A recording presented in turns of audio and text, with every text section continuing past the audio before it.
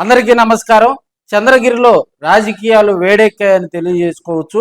అక్కడ YCP versus Telugu Desam party ఒకరి మీద ఒకరు విమర్శలు తారాస్థాయికి చేరాయని కూడా తెలియజేసుకోవచ్చు.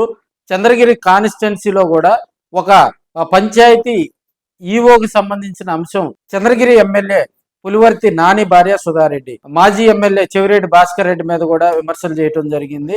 తాను ఆ పంచాయతీ ఈవో దగ్గర 50 లక్షలు డిమాండ్ చేశానని చెప్పి కూడా చెవిరెడ్డి తనపై ఆరోపణలు చేశారని, దాని మీద వాస్తవాలు లేవని చెప్పి కూడా ఆమె మీడియాతో మాట్లాడటం జరిగింది. ఆడవాళ్ళను అడ్డం పెట్టుకొని రాజకీయాలు చెవిరెడ్డికి చేయటం అలవాటని చెప్పి కూడా వైసీపీ గతంలో కూడా ఇలాంటి రాజకీయాలు చేసిందని చెప్పి కూడా ఆమె విమర్శించడం జరిగింది.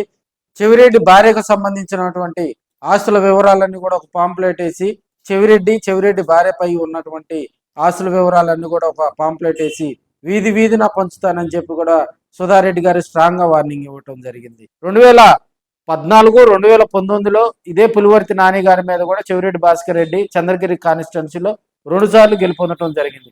2024లో ఆయన ఒంగోలు పార్లమెంటుకు పోటీ చేయడంతో చెవిరెడ్డి కుమారుడు మోహిత్ రెడ్డి అక్కడ పులివర్తి నాని మీద కూడా పోటీ చేయడం జరిగింది. అయితే 2024 ఎన్నికల టైంలో అప్పట్లో వైసీపీ రూలింగ్ టైంలో కూడా పులివర్తి నాని వర్సెస్ చెవిరెడ్డి ఫ్యామిలీల మధ్య కూడా ఒకరి మీద ఒకరు విమర్శలు చేసుకోవటం, ఒకరి మీద ఒకరు గొడవలకు పాల్పడటం, ఒకరి మీద ఒకరు దాడులు చేసుకోవటం, వైసీపీ వర్సెస్ టీడీపీ అక్కడ జరిగినటువంటి విధ్వంసకర పరిస్థితులు ప్రజలందరికీ తెలిసిన విషయమే.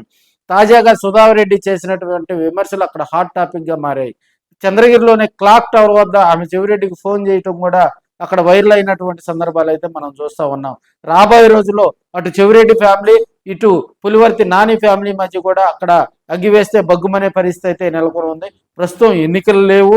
ప్రస్తుతం అక్కడ హీట్ వాతావరణం రావడంతో చంద్రగిరి కాన్స్టిట్యున్సీలో ఉన్నటువంటి వైసీపీ తెలుగుదేశం శ్రేణులు ఒక్కసారిగా ఉలికి పడ్డారని కూడా మనం తెలియజేసుకోవచ్చు. రాబోయే రోజుల్లో మరిన్ని అక్కడ మార్పులు జరుగుతాయని కూడా మనం తెలియజేసుకోవచ్చు.